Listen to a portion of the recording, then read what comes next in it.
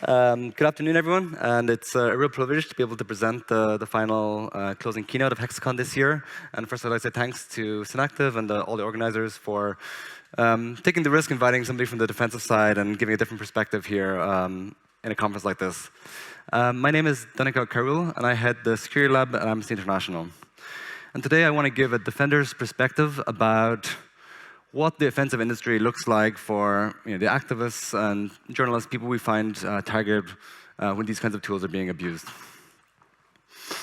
I think all of you have worked in this space, and many of you have been following this for a few years. It won't come as a surprise. It won't be new to you to hear that these kinds of tools can be abused and indeed are being abused. Over the past 5 or 6 years, our team at Amnesty, along with our partners at Citizen Lab, Access Now, and others, have found countless cases of NSO groups, Pegasus, Spyware, and other tools being abused around the world against opposition politicians, against activists in various countries, against protesters. We've also seen intellectual predator spyware being used to target journalists and politicians in Egypt, and more recently being used to target activists and journalists in Europe and even US political figures. Just most recently, I think we've seen in Italy that the Paragon spyware was also being found earlier this year targeting a journalist and others. So you may ask me, like, why am I here at an offensive conference? Well, I'm here because I don't think that any of you in this room, many of you are incredibly talented and creative, want to see the fruits of your creativity, your brilliance being misused to target activists and journalists. I don't think anyone here wants to see these kinds of tools being abused. But the fact is that this is what we see, and it's a reality that we see happening and continue happening week to week. I'm always incredibly impressed when I see some of the talks, like the talk just now, about how technically brilliant many of you are. And the reason I do this kind of work is that I want to see how I can use my technical skills to try and keep people safe and protect people while also solving very complex technical problems. And I think this is very similar reasons that motivate many of you in this room as well. And that's why I think there's space and room for us to try and talk together and figure out how together, collectively, we can try understand these problems, how it looks like from different perspectives, and hopefully find ways that we, as a community, can stop these kind of harms from occurring. I think one reason these harms occur is that there's a lot of information asymmetry. There's a lot of gaps in the knowledge because this industry and how governments use them is secretive. And now from our side as defenders, we know some things. We know who is getting abused, and sometimes we know which company is behind it.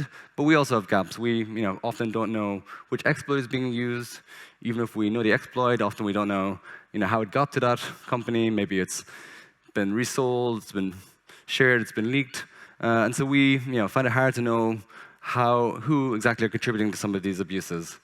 I think also on the offensive side, I think there's also a lot of landmines for well-meaning researchers who want to try and do good work and not contribute to harm. I think it's, and I hear from you in discussions over the past few days, it's difficult to know, okay, who is the good company I can sell to? Who is going to use my tool correctly? Everyone promises it's only sold to the good guys. And so I hope even, with some of our reports, we help inform this community to make different decisions, to ask better questions. And that's one of the reasons I want to give this talk here as well today. So our team at the Security Lab, we do deep technical investigations and forensic research to try and prove and document how surveillance tools are being misused. Once we find cases of abuse, we publish our findings and we notify the governments and the companies that we think are responsible to try and push them not to continue enabling misuse. We also work with vendors, with partners, and others to try and fix bugs, to improve the defenses, and to do proactive work to bring accountability for kind of serial abusers. So how did Amnesty, which is a human rights organization, get to do this kind of work? Well, Amnesty traditionally worked on, torture, political prisoners, but we realized 10 or 15 years ago that in the modern world, technology is also used to carry out human rights abuses. And so Amnesty hired a couple of technologists, a small team, to start looking at technology-facilitated harm. And actually, some of the first cases of spyware came to us. One of our colleagues who worked on human rights in Saudi Arabia, received this message on WhatsApp saying, hey, there's going to be a protest outside the Saudi Arabian embassy. Click this link for more info. Fortunately, the staff member was cautious. They shared the link with us, and we were able to start digging into it, looking at the link, the servers that hosted it.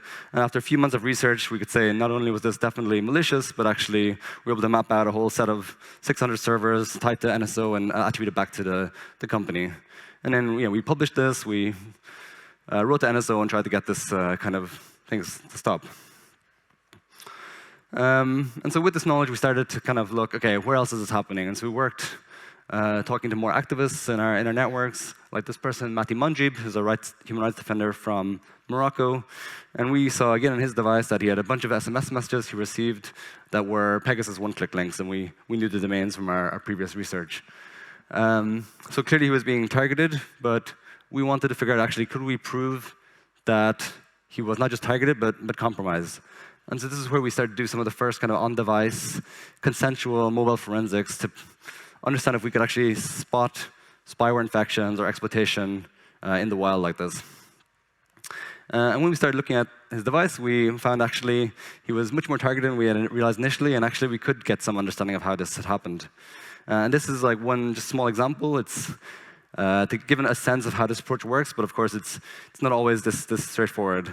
So when we looked at his device, we pulled a bunch of files and databases and logs together, made some timelines, and we could see then that there actually, first there was an opening of a web page in Safari, this pre247downloads.com, which was, we knew, a Pegasus infection domain. We saw there was some IndexedDB records created.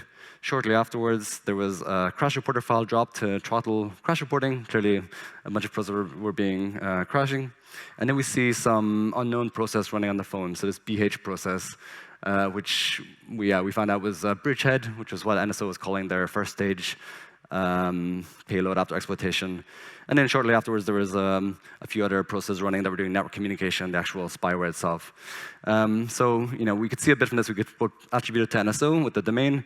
We could see that it successfully compromised the device. And also, we got some hints that probably they're using an IndexedDB use of the free here. We couldn't see it itself, but there was a bunch of empty IndexedDB files created right around the time.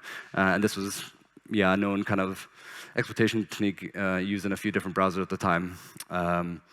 And so that's kind of the process we use, and this is what we try to develop a bit as we went forward. I think what really then got us more motivated by this process, we realized actually it wasn't just one-click attacks that were happening, but also zero-click attacks. We couldn't really rely anymore on people coming to us saying, I got this weird link or message. We had to be, I think, much more proactive in trying to reach out to try and screen people en masse to be able to find abuses that had already occurred. And so that's what we did. We checked lots and lots and lots of phones, dozens, hundreds of phones. And I think at this point, I started to understand a bit the vulnerability researcher mindset, where I know these bugs are out there. Like, I know the victims are out there, but I check 20 phones, 50 phones, maybe I find nothing. Maybe then, OK, I find 1 out of 50, and it's a really slow, painful process. But maybe you're missing it. Maybe you're not seeing what's the attack, even though it's there. But eventually, we started to improve our methodologies, getting a better and stronger sense of what was out there. And we did find victims, and we found cases here and there around the world, along with our partners. As technologists, we also tried to make some tools, and we made MVT to help automate some of this process so we could do it more reliably and at scale. But we had the feeling that we're just touching the very tip of the iceberg. We'd have 5 cases here, 10 cases here, and we'd publish them, and frankly, no one would really care. People would say, OK, well, yes, it's unfortunate a journalist in Mexico is hacked, but probably 99% is used for targeting the bad guys. So one exception here and there you're finding is not really representative. And while we felt that there was more, and we felt that it was more of a pattern, it was really hard for us to really show and get people's attention at this time. And then one day, everything changed when we got the list.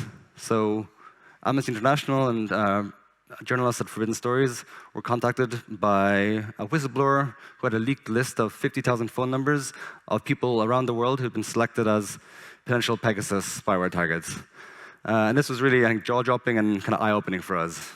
Because now, for the first time, we weren't just seeing like a look, cases we found here and there where we got lucky and found the abuse, but actually we had, for the first time, the full comprehensive list of everybody who was being targeted by governments around the world.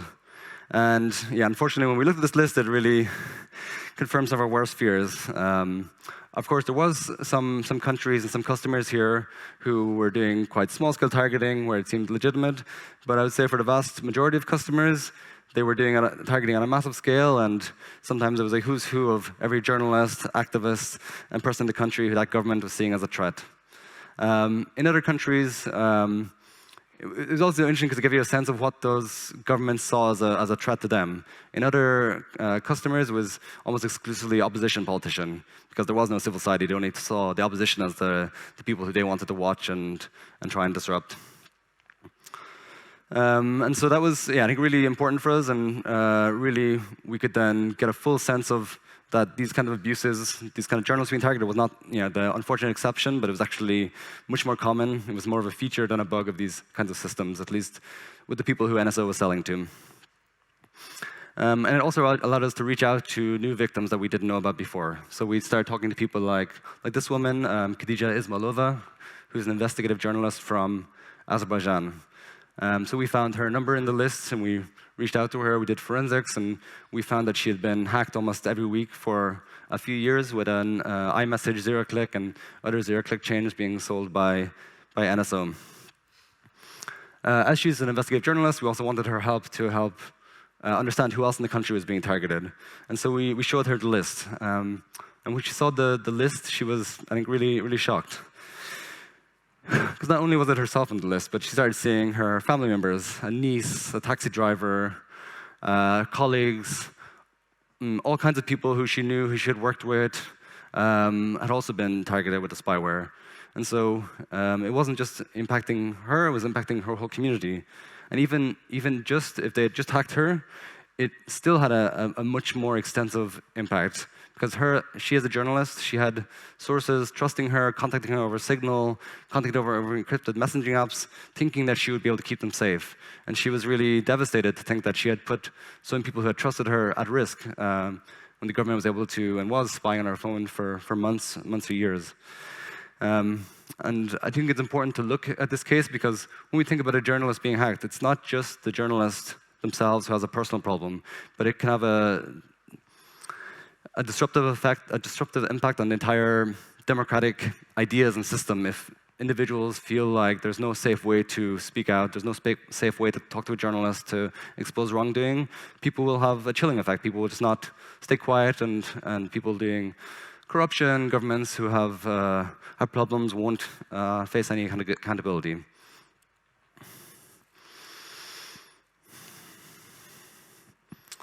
But of course, there was much more than this. So working with the journalists, we're able to see that actually, a whole host of people were targeted. Journalists, activists, of course, but actually also senior politicians. We know in France, Emmanuel Macron was targeted. Much of the French government, ministers were being hacked by Morocco using this tool. Also, opposition politicians around the world had similarly been hacked. And although NSO Group, others say these tools were only used for terrorists and criminals, clearly it was a massive tool for espionage and for cracking down on dissent. I think only when we showed the targeting of politicians that we really start to get some buy-in and people treating this problem seriously. And I think more globally, people understanding the risk from the abuse and wide-scale proliferation of these kinds of tools. And I think we also saw here with these cases that it wasn't just what people thought before. It wasn't just that, okay, we have democracies, everything's fine, we have authoritarian governments who abuse it. But here we saw in Europe that democracies were abusing these tools just as much. In Spain, it was used to target Catalan and Basque opposition. In Hungary, it was used against journalists and business leaders. And I think most shockingly, in Poland, it was used by the previous government to target a range of people. But I think most significantly, it was used to target the head of the opposition party's political campaign during an election.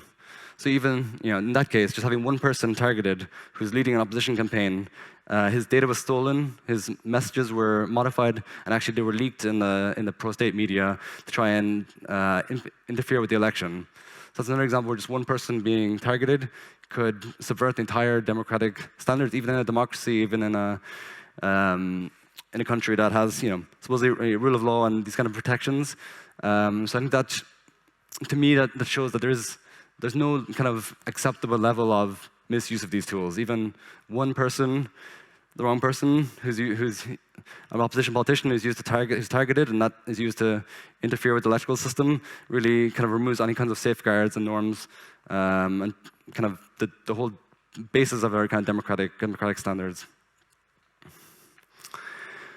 So where does that leave us? Well, unfortunately, some of these cases are old, but we're living now in a time of unprecedented rising authoritarianism and a rollback of human rights and democratic standards in many countries. In Germany, we have a possibility of having the AfD, far-right party, in power in the next government. In the US, we've seen in just a few months how the new Trump administration has politicized law enforcement, politicized military, potentially the IC community as well, how there's a real crackdown on kind of basic rule of law and a use of all kinds of tools of the state to target critics and others. Even agencies like ICE, the Immigration Customs Enforcement, they've been buying spyware, and they're like at the forefront of, and often the violent edge of these new kinds of crackdowns and policies. We also see ICE has been buying mobile forensics tools, in this case from Magnet, a great key. I think this raises a lot of questions for this community. Until a few years ago, I talked to people who'd be like, okay, it's easy peasy, I only sell to Five Eyes, I only sell to NATO, I only sell to democracies, therefore I have no responsibility for how it's used, I've done my job. But I think what we see here in the US is a lot of these simple answers don't really hold up anymore. And if you're selling, exploits to ICE or exploits to any kind of country that's doing these kind of crackdowns, you very easily can be contributing to rights abuses. I think a lot more thinking needs to happen when looking at who you might sell to. And to show where this kind of system can go, I'm not saying this is where the US is right now, I want to give an example of a case study of another country here in Europe, in Serbia, where we've seen how increasingly authoritarian democracy has been using a whole host of cyber surveillance products, offensive products, to target activists, journalists, and student protesters. And this is a really kind of eye-opening case study of where things may go in other countries in the future. The first example I want to look at is a case we found earlier this year of 2 investigative journalists who were targeted with a Pegasus one-click link. Yeah, and sadly, Pegasus hasn't gone away, and we're still seeing more cases of abuse, even after all of these scandals, everything that's happened and been documented so far. And both of these journalists, one who wished to remain anonymous, received these links over Viber. Fortunately, we're kind of pretending to say, oh, I've got a source, I have some new information, click this link. Fortunately, both of the journalists were suspicious, and so they contacted us and shared these links with us. We did check their phones, but it seems like they weren't infected. But clearly, it's an example that even after previous reports of misuse in Serbia, even after all kinds of evidence of Pegasus, NSO Group is continuing to supply the government, and they're continuing to target journalists. And clearly, somebody's supplying them as well with exploit chains for one-click links targeting Android and iOS. As we always do when we have evidence of misuse, we wrote to the government, and also we wrote to NSO Group, explaining our findings, showing our evidence, and asking them to take action to stop the misuse and to be transparent around it. Unfortunately, the Serbian government didn't reply, and also NSO gave us a standard response where we have confidentiality, we can't disclose anything, we can't confirm or deny, we're so ethical, and we have all these policies in place. Basically, yeah, this is what they've done for years, and clearly we think they have no interest in really blocking these attacks or cutting off customers who abuse it. And so, and they also have an ethics policy, they have all these kinds of things, but we have very little faith in companies like NSO to want to do the right thing, and we've just too much experience with that. So next I want to talk about another case, which is a little different and I think a bit more interesting. So this is a case we found last year where a journalist was infected with spyware through physical access to his device. So this is Slavica Milanov. He's an investigative journalist from a smaller city in Serbia. And one day he was traveling in his car and he got pulled over at a police checkpoint. And so the police said, oh, Slavica, we're going to breathalyze you for check if you're driving under the influence of alcohol. So they breathalyzed him, and then they said, oh, the system isn't working. You've got to come to the police station with us, and we do some further checks. So they brought him to the police station. They brought him in a holding cell. They took his wallet and phone, and then they questioned him for a few hours. So already at this time, Slavica was getting a bit concerned because he had the sense that they were wasting time, doing delays, asking him some questions, but at no point did anybody ask him to have his phone. Nobody said they were going to search it. They never got a warrant or asked for his PIN code. This was, totally not mentioning him at all, and they just said they were talking to him. Fortunately, when Slavica got his phone back, he was quite suspicious something had been done to it. I think airplane mode had been switched on, and if I remember correctly, also the phone was more charged when he got it back than when he started. So he was like, this is strange. So fortunately, he came to us and asked, hey, can you check my phone? I was in this police station between this and this time. So we took a look at it, and we did some forensics. And when we did this, we started to see, there was actually, it looks like they did something to it. So we could see in the exact times where they turned the phone on again. We saw some strange non-standard boot, so maybe somebody messing with the bootloader, I'm not sure. And then we saw a crash associated with what we attribute back to a Celebrite UFED product. We could see that they got successful root privileges on the phone. I guess they got the PIN code out, and then the phone was rebooted. But then one of the things that got really interesting is that when the phone was rebooted, what we could see next is that they didn't just dump the data, but actually they started unlocking the phone, open the file manager, and we see prompts to give permission to install an Android APK outside the Play Store. And we didn't actually capture the sample at the time, but later on we were able to get a copy of this sample that we knew was that we could prove was a Novi Spy. So it's a homegrown spyware app we discovered used by the Serbian secret intelligence services. We found that we could see from this evidence that they'd actually used Celebrite to unlock the phone and then with the PIN code to install the spyware secretly on his phone and then try to give him back the device. And it seemed like this whole kind of detention checkpoint was just designed to try and surveil his device. So of course, this is not what Celebrite designed UFED for, and this is not intended. We were actually surprised to see that they had used kind of sophisticated tools to install a pretty basic spyware. But I think it shows that attackers are going to be creative in how to use what they have. Sometimes they might use advanced Pegasus. Sometimes they might use some kind of shitty Android spyware, but use some advanced exploits from Celebrite or some other product to be able to deliver that to the phone. And so just because you're developing maybe a local or non-remote capability, I don't think it's easy to think that, okay, then there's no risk there compared to developing a remote zero-click, for example. So that's why we think it's important to document this case and show how even physical access tools can be misused. So here's a third case I want to look at from Serbia, and this is with Ivan Belcek, who's an environmental activist in the country, active against the expansion of lithium mines. Similarly to Slavica, he was stopped on a bus, he was detained. For him, they said that they want to get your phone, want to search it, give us the PIN code, and he was shown some orders, but it's, clearly he was being targeted for his nonviolent, peaceful activism. And again, we looked at his phone. We didn't find traces of spyware in this case, but we found evidence that, again, some kind of zero-day had been run against his device. And we managed to find some crash logs showing a binary Falcon, which we had attributed to Celebrite. UFED was being used to call a bunch of octals on the ADSP RPC driver. So it's like a Qualcomm custom memory mapping driver, and eventually they got root access on the phone. So clearly this was some kind of zero-day being used in the wild to get privilege escalation to extract his phone. So we had some of these logs. We couldn't quite find the exploit itself, but we shared them with the team at Android and with Google Project Zero.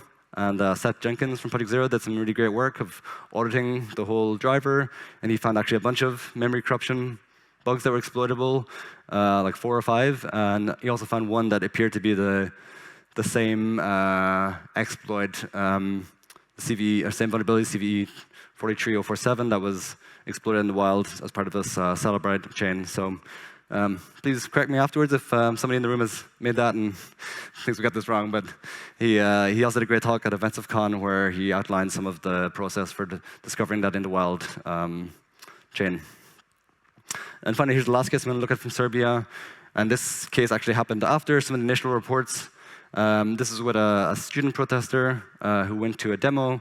Actually, it was a pro-government demo he wanted to observe, and he was actually just picked up by plainclothes police officers. They brought him to a police station, and again, they wanted to question him. They took his phone, had it for some hours, and then they gave it back to him. And yeah, just the same, we did the forensics, and we could see that some kind of USB devices were being connected. Then it seemed to get root access, and then eventually we see the phone was rebooted, and again, they tried to install some kind of shitty Android APK spyware on the device, apparently unsuccessfully. So we'd seen this kind of behavior a few times over the past year where what appeared to be emulated USB devices were connected to a phone and able to use that and used to unlock the Android device. When we started looking at the logs, we could see some details that were interesting about what the actual USB device was. So it seems to be that they're emulating a HID device, and we could see the actual VID, the PID, the vendor, USB vendor, and product ID. We see that the serial number is somehow 1237, not sure what that was about, and a few other flags that were set. So we're like, okay, this seems part of some kind of exploit. When we dug a bit deeper, I mapped out the connections of the different USB devices. We could see first that a HID mouse device was connected with this particular VID and PID.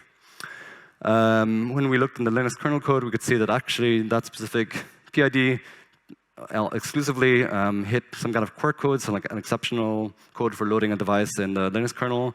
And so we figured this was something to do with the exploitation. Maybe it was like, I don't know, setting up some device memory or maybe just checking if something was vulnerable. But then later we saw 2 more connections of a hub connected, and then a same set of HID mouse device being connected, and then a UVC webcam, so a Linux webcam device was connected. And again, this had a specific VID and PID. We worked with Benoit Stevens of Google Project Zero and some other partners to look at these logs and audit some of the Linux kernel code. And he found that actually, again, there was some quirk in the UVC driver for this particular device that allowed an out-of-bounds write from these kinds of devices. And finally, we saw one more set of devices being connected, and this actually led to successful exploitation of the phone. We could see from the forensic logs involving an XCG sound card and a Fast Track Pro sound card. What's interesting is that it seems like there was 2 different devices connected, and then when the devices were disconnected, they were both the same device. So we got the sense that the USB descriptor of the device was being corrupted somehow. And indeed, when we looked at the XCG kernel code, there was some quirk again, and Benoit found that there was a way for an attacker to trigger, basically to provide a new USB device descriptor that would overwrite the original one, cause some memory corruption, and it seems that that was what happens in this case, and that was used to trigger memory corruption and unlock the device. And again, that was patched last year as well. So like always, we published these findings to alert activists and the community about what these kind of threats look like, and also we wrote to Celebrite and the government. Again, the government didn't reply, but we were happy to see that Celebrite actually engaged here, seemed to investigate and talk to the clients, and eventually they cut off the customer in Serbia, which I think is a really important step to say, okay, clearly these tools are being misused, and that they wanted to cut that off and stop it being able to be abused in such a way. So I think that's a much better response than NSO, and so we appreciate that. Of course, I think there's always more to do, right? It can't be. Here we found some cases, some examples, but it can't be up to civil society activists like us to go around every country and try to find every case of abuse, while companies are selling it, all over and profiting from this. So we think companies like Celebrite and anyone working in the space need to have a lot of human rights due diligence, and there's responsibilities for us and for companies to basically do due diligence to avoid committing and contributing to human rights violations. So that includes, auditing and reviewing evidence about a country before selling it, checking who is the particular customer, having contracts in place about how it's being used, finding ways to audit it, and all these kinds of mitigations to prevent it being sold to an abuser. But of course, we see that countries change, the scenario changes, so it's also important for companies to do ongoing human rights due diligence, to observe if there's reports of a crackdown on protesters, if there's reports of actual abuse, and to also take action proactively to try and limit the capabilities or prevent abuses before they occur. So I think there's always more that can be done there, but this is at least a much better response than NSO, and we appreciate that. Well, so where does that bring us? So those are some examples of how various tools, both advanced spyware and kind of forensic tools, can be misused to carry out abuses. And now I want to touch a little bit about how we see the ecosystem changing a bit and what kind of risks or opportunities that opens. Well, so for one, we see that there's, and Ivan touched on this yesterday, clearly the mitigations are getting more and more layered. It's getting increasingly difficult for researchers to find full chains against the most sophisticated and hardest targets. And we hope that this increased cost and difficulty reduces the number of abusers who can get access to these kinds of tools and narrows the pool of people able to to provide these kinds of exploits and hopefully prevent abuse. It's also interesting to see that it seems like defenders are actually getting better at finding in the wild attacks. And there's this interesting piece of research from Google Tag, where they were showing more and more in the wild exploits being caught. I know from our personal experience, when we looked back at some of the forensics we did back in 2018, 19, 20, we were seeing that each time NSO had a new zero-click chain, it was being used for hundreds, thousands of people for months, and basically nobody seemed to be catching it in the wild. Nobody noticed until sometimes it got fixed accidentally, or it just somehow didn't work anymore. And now it seems that even new zero-click chains or chains in general are getting patched more quickly. There's more reliance on a smaller set of bugs, and there's more hope for defenders to at least fix things that are being abused more quickly. We know the different companies like Apple, WhatsApp and Google have taken a lot of action to try and put pressure on these companies, both through lawsuits, through notifying victims, which has been, I think, really a massive help for us as researchers, because people will get notified and they know to already come to us. They're more likely being targeted, and that's how we find a lot of cases. And we also work with vendors like Google to help develop their advanced protection mode, to also try and block some of the vectors and attacks we've seen being exploited in the wild. But of course, there's always going to be new attacks. It's never going to be a perfect solution, but at least it's good to see some of these vendors are putting work into blocking attacks that, although they affect a relatively small number of people, can still have a massive negative impact on societies. So where does that leave you all as researchers, and especially as researchers who want to do good work and don't want to contribute to these kinds of abuses? Well, I see a couple of risks and a couple of responsibilities I think this industry can take more of a lead on. For one, lost the screen. Okay. That's back. For one, we see increased reuse and proliferation of exploits. And us coming from the defender's perspective, we just see a spyware company enabling an attack, and sometimes we see an exploit, and often we don't know exactly how it got there. Sometimes we'll know, okay, this looks like a certain exploit developer, but maybe it's been sold or leaked or gone through a few different places until it ended up there. But this is just one example from 2023. It was used by Intellexa to target people in Egypt. It was used also by Vietnam to target activists and journalists in Europe. And there was like 3 bugs here. There was a code signing bypass, which it sounds like lots of people had, was shared around. But also there's web content RCE and LPE. And even now, we don't know, okay, who developed this exploit chain? And then who developed it? Then who sold it? Did somebody sell it directly to Intellexa? Was it sold to another company, and then it got leaked into Alexa? But is anyway, unless somebody goes and says, this was us and it was an abuse and we're investigating it, us as defenders are going to have to just assume that whoever developed it is happy with how it ended up, happy with how it being used. We can't then, we can't know. So it's only with more transparency and openness from the industry when misuse happens or when things get leaked or when things get sold, will we know who's actually trying to stop these leaks and stop people like Intellexa getting capabilities they can abuse. Another, I think, really interesting example again from Google Tag, I think they published this last year, was they showed how a same web content bug was used by both NSO Group and by a Russian threat actor, APT29. And this is really interesting because it's a Chrome sandbox escape and a renderer bug. And they also mentioned that actually the same sandbox escape was used by Intellexa, the same framework used by Intellexa. So again, clearly there's some exploit developer out there, maybe some of the people in the room, know who has developed this this bug. So who has developed this Chopin Android LPE? And if you didn't want to sell it to Intellexa, clearly it ended up in Intellexa's hands, it ended up in the hands of a Russian APT group. And if you don't want to be responsible for that, I think it's important for developers, researchers, companies in the space to be able to say, okay, I put my hand up. This was our chain. This got leaked, misused, sold. We're not happy about it. We're going to investigate it. Even say, okay, this customer of ours, they violated our agreement, and name and shame them.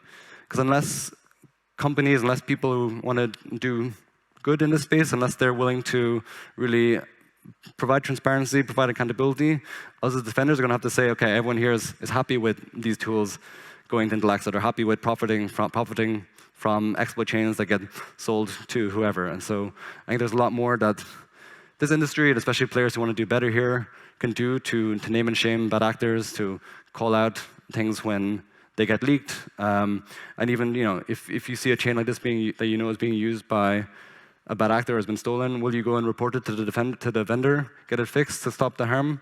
Because if you're not going to do that, then you're kind of tacitly allowing abuses to happen, even if that's not what you intended.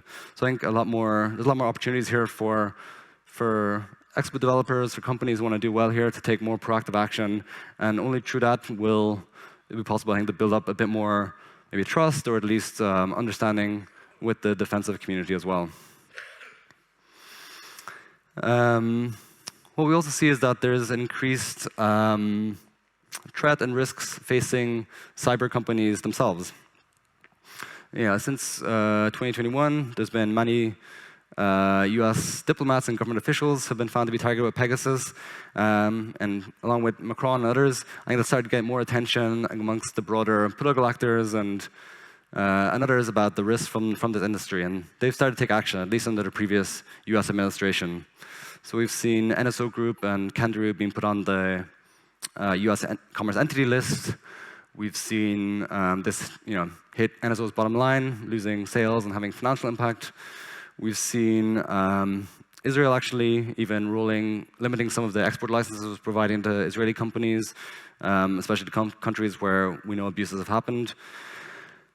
And I think most significantly of all, we've seen Intellexa executives being individually subject to US Treasury sanctions, having their financial accounts frozen for contributing to the targeting of journalists and activists and US politicians. And it's been a very slow process, but just recently we see in Greece that actually there's starting to be criminal prosecution of executives of Intellexa who are accused of contributing to rights violations. And so I think this industry and people here aren't going under the radar as much anymore. Clearly, states and governments are aware of the harms of these kinds of tools, and there is increasing avenues and push for accountability, either criminal, financial, otherwise, for actors who are contributing directly or indirectly to these kinds of abuses. We have a lot of questions around say, Intellexa, for example. They're being criminally prosecuted, but we know individuals from this community, researchers in Europe have provided Intellexa with, Samsung zero baseband exploits, provide them with one-click exploits, and it's not too far of a step to see that particular researchers may be contributing to certain crimes, people in Europe getting hacked by Intellexa and other groups. And we're not seeing that yet, but I think it's a risk that this community will have if researchers can contribute to exploits to bad actors like this that continue to have be involved in abuses. And I know it's challenging, right? If you're a researcher who wants to do good work, you may ask, okay, who's the good guys? Who can I sell to? And I think as we see more of a fragmentation of the market, there's increasing risks of researchers accidentally working for companies who may be unclear or try and hide who they're really working with. We've seen some examples with the UAE. They've been trying to build their own sovereign offensive cyber program for quite a few years now, and partially so that they can't get cut off by people like NSO Group. And they're working with Protected and Varaston in Spain. It was clearly providing exploits to protect it and supporting that kind of UAE cyber program. We know Turkey and other countries, Saudi Arabia, elsewhere, is also trying to build these kinds of capabilities, maybe Russia as well. And so I think there's a lot of risk, and I think a lot of caution needed from researchers here who are getting offered lots of money by a company who's appeared somewhere, says they're working for the good guys, but very little transparency. Maybe you're actually working for APT29 or the UAE or someone else who's a long history of abusing these tools and where you have very little control. So that brings me to the final part. What can you, as a well-meaning researcher who wants to do good work and not contribute to harm, what can you do? And many of you in the room are extremely talented and I think mean well and want to do good work and get paid for it, but not enable companies like Intellexa or NSO or others. Well, I think for many, the researchers in this room who are particularly, some of you are particularly brilliant, I think you have a lot of power and agency to ask tough questions, to really push for more answers, more clarity before you agree to do this kind of work. It's not like you just make, you don't make, I don't know, screws. You don't make like a random SaaS software. You can't just find someone else to do the same thing. If you're the best researcher, you have a lot of agency and power, I believe, to push your company to be like, really tell us who this works, what process you have in place. Say, I want to talk to the end users. I want to know exactly who these people are. I want to be able to really audit that and have a lot of transparent information around this before you agree to work there. And I think if the industry more broadly sets these kind of standards, really expects more, I think it'll make it easier to ask those questions, and it'll be more challenging for bad actors to kind of take advantage of your work. I think and this is something I've heard over the past few days, companies who see themselves as the good players in the space, they don't want to be cast and painted with the same brush as NSO or Intellexa or people who seem to have no care about abuses. But unfortunately, as I showed from NSO, everyone says they have an ethics policy. Everyone says we do all of the right things. We want to avoid abuses. And so kind of words are cheap. So I think we as defenders, we need to see real action and real kind of proactive steps taken by companies who want to be seen as different. And that includes, putting your hands up when your exploit gets misused or abused, maybe explaining how that happened, naming and shaming a company who leaked your tools, and putting these kinds of obligations in your contracts to open your hands to basically document this. I think without this kind of transparency, there's going to be just very little avenues for defenders to not treat everyone together. And I think finally, just to ask questions. Ask questions of yourself. If you're comfortable doing this work and the way you're doing it, ask questions of your friends, your colleagues, your company about how exactly they're working and what impact your work is having. And keep asking these questions, and I hope we can continue these conversations today and continue to have more open and frank discussions between the defensive and offensive community, because I think there's a lot of value from building and understanding and widening these perspectives. Thank you all.